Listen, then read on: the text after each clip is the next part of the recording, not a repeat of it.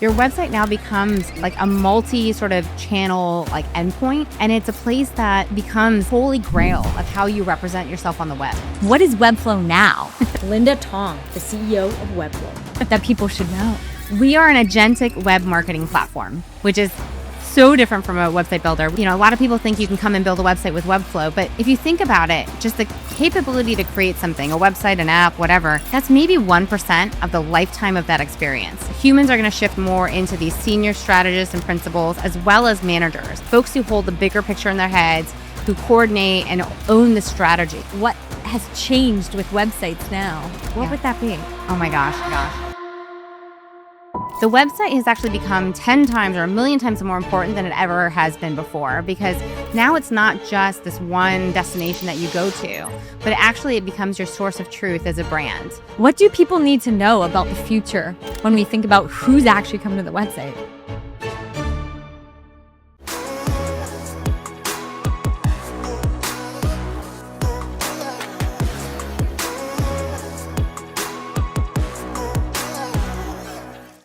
Linda, welcome to GTMnow.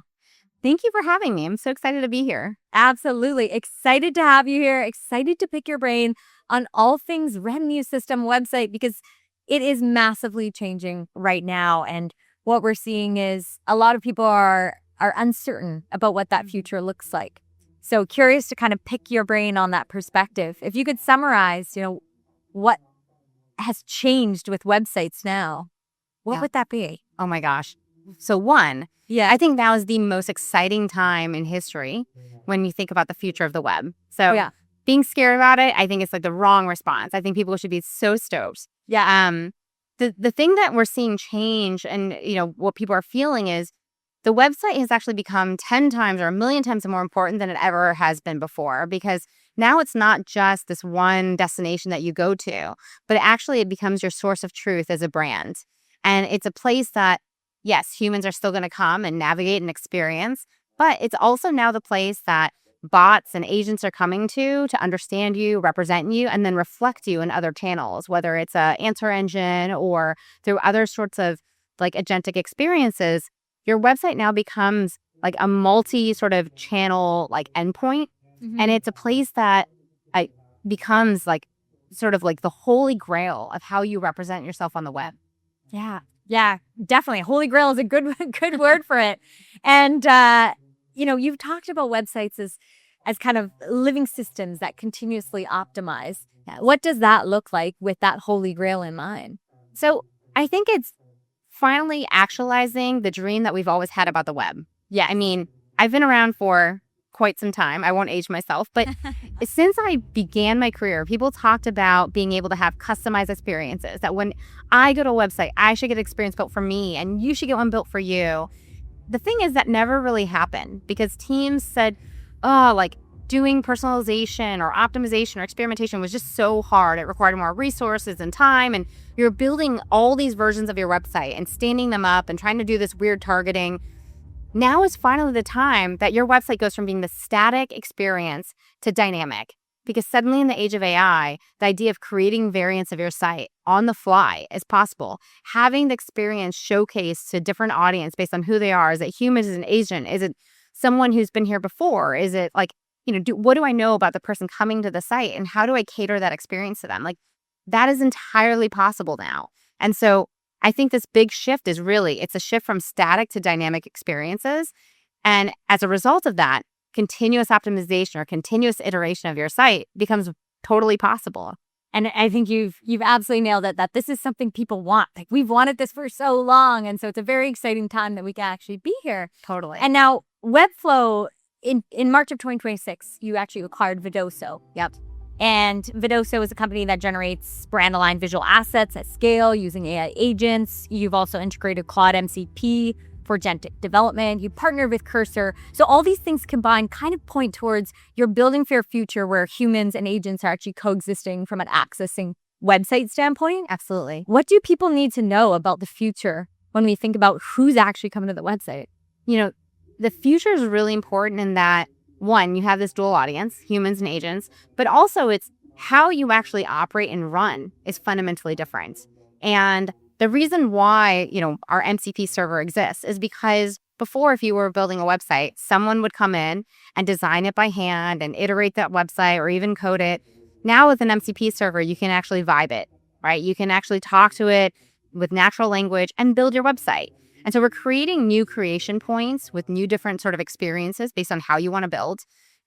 We're also creating automations on top of that allow you to run experimentation, do account-based marketing, spin up campaigns. And then Vidoso, the thing is, when you build a website, it's not just text or a landing page. It's media, it's assets, it's images, it's video. And what you need to be able to do is when you're going to create this stuff, whether you're going to create it with AI or you want to create it manually or you want to do a little bit of both, you're going to need something that generates all of that type of content for you. And so Vidoso for us is about being able to generate images or video that's tied to like the landing page or the website or the experience that you're creating.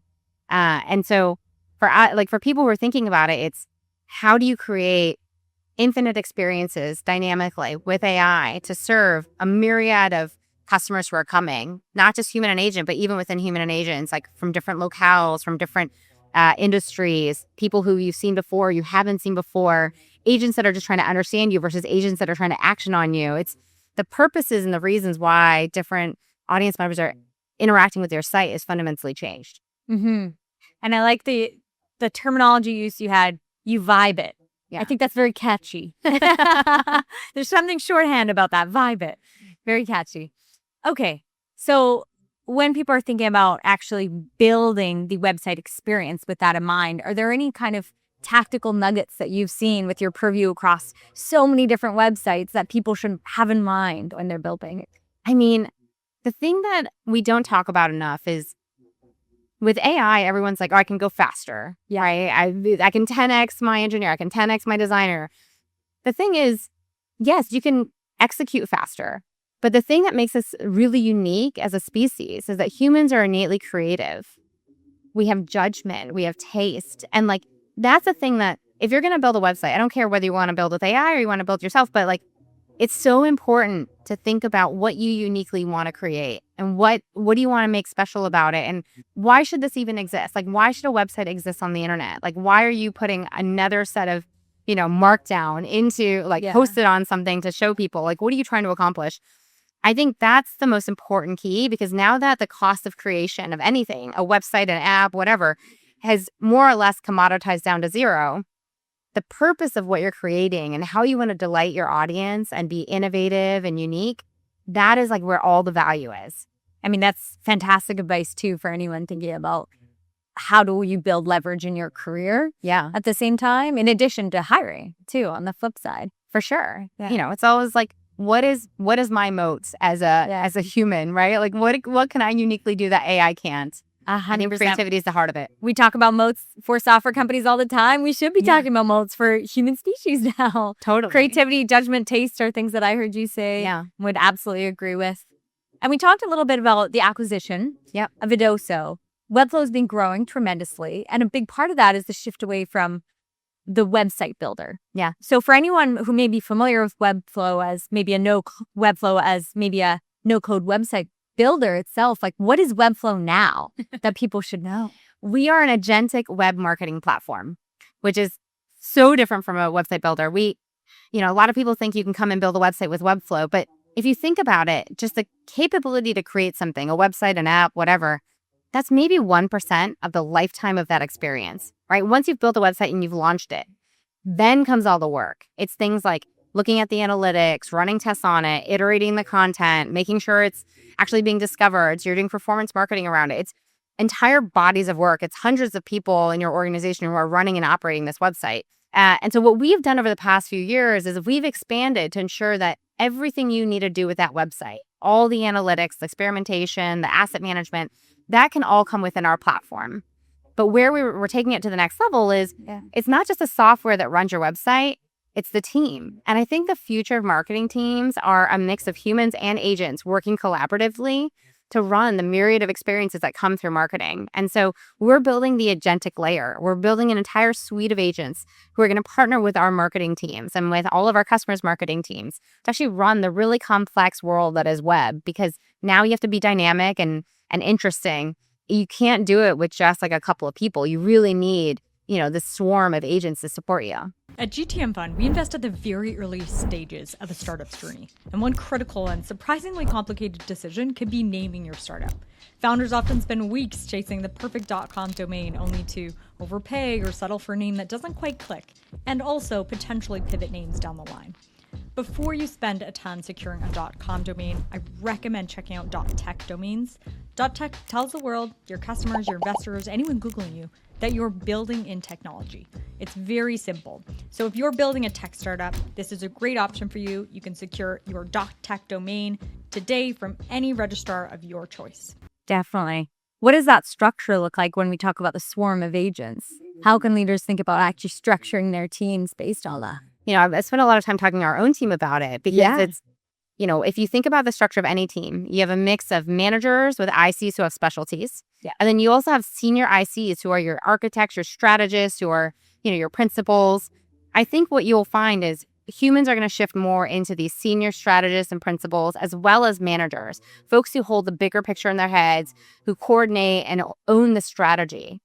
And then I think what you will find is you're going to see more and more agents owning individual tasks and capabilities that get orchestrated either by agents or by managers. And so you're going to start to see the human layer inside of an organization really own like the big picture, the strategy, the thought, the innovation, and you're going to have agents execute like very specific domains. Very cool. Yeah, and we're already seeing team structure that way, and I'm sure at Webflow, it's quite interesting to see how you've evolved and shifted in teams. Absolutely. Yeah. Absolutely. And one aspect at Webflow is AppGen. Yeah. And AppGen, I believe, is in public beta. Yep. And it sounds like people are reporting 3x growth. They're seeing a ton of growth. A ton of growth already. So they're seeing, there's AppGen, and what they're also using is they're using our AEO product. Yeah. So AEO is driving growth, and AppGen it's enriching the experiences that they can create. So with AppGen, you can not only build, a lot of people build websites, but those websites are really complex or actually applications. You might want to build a pricing calculator or a booking engine, or you might want to build a game. With AppGen, you can build that deeper application experience into your website or just a standalone app, host it on Webflow Cloud, and whatever thing you want to build on the web, you can build with Webflow. And then with AEO, you can drive visibility within answer engines and drive growth in terms of experience and opportunity. Okay, let's break both of those out because both are areas that are fascinating to go down. For sure. So first with AppGen, one pattern that we've seen at least is it's one thing to prompt, it's another thing to actually prototype. Yep. And get something operationalized. Yeah. So I'm curious what you're seeing there around how can teams make sure that they're not just prompting and creating beautiful experiences, but it's actually being operationalized. Yeah. Yeah. So for us, it's any sort of creation. We want to go prompt to production. Like that's our stance. And so what we've built around it is, there's a million tools out there where you can prompt an app, prompt a site, prompt, whatever. What we've built around it is what we've been calling our marketing harness. It brings the context of your brand, your tone of voice, your design system, all the things that make it uniquely yours. And it feeds into our AI such that when you're prompting a site or an app, it actually ensures that it's on brand and it actually meets your needs. And that allows you to actually build something that you would ship to production. And we've built the entire flow such that once you've built it, you can one-click publish onto our hosted cloud. So all the pieces that you need around it too to stand it up are there. So that's the magic of AppGen, and more importantly, of how we've actually leveraged AI in our product. It's AI, frontier lab models paired with a marketing harness that's catered to your brand that ensures whatever you build is yours. Incredible. And let's switch to the second one. And I saved it for last or for second because it's one that you hear everywhere. AEO, answer engine optimization. There's a lot of talk around what people need to do and people actioning what they need to do. But what are people not thinking about? What are the non-obvious things of AEO that people may have misconceptions about or may not be aware of? It's the obvious things that people don't do because they feel like they've done it. So really, the thing that everyone keeps talking about, they're like, oh, site schema, I need to worry about my sites. I'm like, we can solve that for you. That's really easy. But it's actually, if you think about the purpose of a website, it was such that if someone came to your website, that they could understand what it is you do, what your value proposition is, get information so that if they wanted to become a customer, they could easily become a customer. But now, if you think about how marketing has evolved, people put this this language on their websites. It's, really fluffy. It's really unclear. The number of times when people introduce themselves, they're like, I'm a AI business insights platform. And you're like, what does that mean? Yeah. And so because of that broad language, answer engines are like, I don't really know what you do. And they don't represent you well. And so it's really important to think about what story you're telling on your website. It's not even an AEO thing. It's just, how did you want to explain what you are to your customers? And one of the top areas of AEO is authoritative content. Part of it is the structure of the content, and part of it is the meat of the content. It's actually answering the important questions about what it is you do in an FAQ style, super basic, but like answering the questions directly and clearly so that when an LLM reviews your site, it can actually represent it accordingly in some sort of answer engine. And a lot of people miss that because they feel like they need to use this really like sexy marketing language, but it's also undecipherable. And so you're like, I don't know what this company does still. I always think a fun game is when you blur out parts of the website and you just look at the H1 or the header, for example, and you're like, can I guess what this is? Right? And half the time you can't. We should start a talk show and just do that. It'd be hilarious. It would be quite interesting. Yeah. Okay. So clarity. And it's funny because that's not something that necessarily changes. Like if you think fundamentally, first principle is we should always be clear about what we do, but we've kind of leaned towards this lens of like the fun, sexy buzzwords that now is swinging the other way. So non-obvious things. Okay. And what about how website and how people should be thinking about their holistic AEOs? Their holistic AEO strategy. Yeah. Because I know we field a lot of questions around, should I be on Reddit? Should I be doing stuff with my website? People are really having this prioritization problem. So I'm curious how you think about the prioritization matrix around AEO. Yeah. What's challenging is AEO is another channel, right? We only worried about SEO before. Now you have to think about both. And anytime you introduce a new channel, it introduces complexity, and it's, creates these sort of like exponential increases in like how you have to think about how you run your business. And the challenge with AEO is it is not just like your website is a source of truth. It is the place that it will prioritize as primary content, authoritative content. So you do want to think about, like I was saying, like things like site schema. You want to think about the content on your site. You want to think about your site structure, the basics that you would do in SEO, like alt text and like images. So you want to do all that. But you're right. You have to think about more than your website. You have to think about how you're showing up in third parties like Reddit. Your UGC is representative of your brand. What content you publish externally. If you're telling a different story on Reddit than you're telling on your website, then you're telling in some article that you're printing with some third party like publisher. When AI goes and looks at all these sources, it's going to get confused because you're telling fundamentally different stories across all these channels. And so you need to have clarity of what is your brand? What is your story? What are you trying to articulate? And you have to tell it clearly and concisely and consistently more than anything else. And it's about having your internal source of truth of like, how are you representing yourself and telling your story? Because if you don't do that well, AEO is just going to mess up understanding who you are. And it's going to probably lean heavily on your website, which is the right place to start, but it's still going to get confused everywhere else. And I think it's a strategic human problem more than anything else. It's funny how there's a lot of just consistency things that could solve a lot. I hosted a dinner last night for a bunch of founders. And one of the things that came up was, and a recommendation was, pick your 5 words that represent your company. Yeah. And how you want people to feel about your company. Exactly. And it was shocking how many people, late stage and early stage, didn't have words documented or couldn't find an actual consensus around them as a team. Yeah. So these like fundamental things that we're now coming back to out of necessity, out of AI are quite interesting. I mean, if you did an exercise, if you said, hey, every CEO, go back to your company and ask the first 10 people that you see to describe what your company does, you would get 10, you could probably get 20 different answers, honestly. Yeah. That's a problem, right? Like consistency and clarity of how you describe who you are. If you can't even get it right with the people who are owning your business, how are you going to get it right with, hundreds of thousands of people who are probably interacting with it, plus an entire fleet of agents that are growing, hundreds of % year over year. So it's, that is a really, really tough thing to do. And so, picking 5 words or repeating the same sentence again and again so that people are actually marching to the same beat and like understanding what you're doing, I think is so critical. Yeah. Especially now.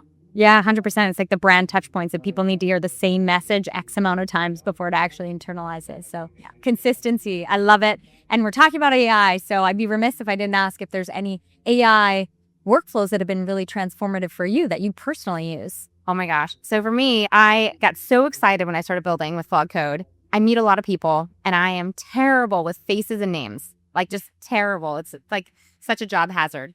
I'm going to test you on this later. I'll find you. I know. I was like, I'm so sorry. I'm kidding. But I built a personal CRM. Brilliant. And what it does is it tracks all of my interactions. Yeah. It tracks what we talked about, any action items I have, any context. But I can see it in a timeline view on a person-by-person basis. And I can always enhance it with my own notes and things like that. But more importantly, I can also give myself rules on a per-person basis or a type of person basis. And so let's say I want to make sure I'm talking to certain customers every 30 days. I can actually set rules within my personal CRM that will remind me, hey, you need to reach out to this person. But if I'm just pinging them to be like, hey, what's going on? Like, that's not helpful. So what it actually does is it goes out and searches LinkedIn and like information on their company on the web. And it'll send me things on a regular basis that says, hey, this just happened. You might want to reach out to them. Or they just posted this. You should reach out to them to nudge them on this. And it actually makes me more, it proactively gives me the fodder to actually connect and reconnect with people and help me maintain those relationships, which is so hard as we start to like sort of splinter into so many more relationships than we've ever had to manage. 100%. That's a fantastic use case. And what happens if, let's say, multiple people on your team want to create this? Because you yourself, you have such a unique relationship to everyone as the CEO. What if you've got ICs that start to create this? Does that start to actually detract from one unified system of a CRM? Like, are there any guardrails you're putting for other people that may be building personal CRMs other than yourself? Yeah, I mean, I actually want my team to create whatever is going to help them with their workflows. Yeah. And where we see common workflows, what I really want to do is actually build central applications that we can all leverage. Because there's no point in building this 10 times over. It's, I'd rather be like, hey, let me build it once, figure out the auth, let you create your own experience and make it relatively malleable. So if they want to like change things up, they can. But I'm actively trying to figure out how do I actually make this like a more useful application that I can roll out to the org and let them all leverage it however they see fit. But there's no limit to what we can build. I think as long as you have a clear problem and use case, I want people to build and create. And then where we see commonalities, I want us to share and co-create. I love it. That's fantastic culture.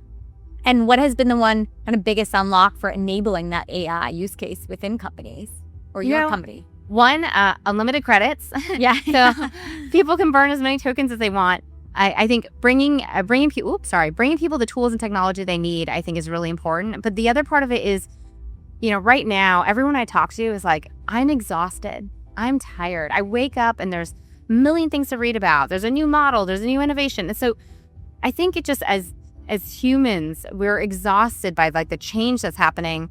And so the idea of being like, I'm going to go do my full-time job and then I'm going to go find some extra time and I'm going to teach myself AI and I'm going to build a thing. And when you first build, like you never get it right. It takes a long time to iterate.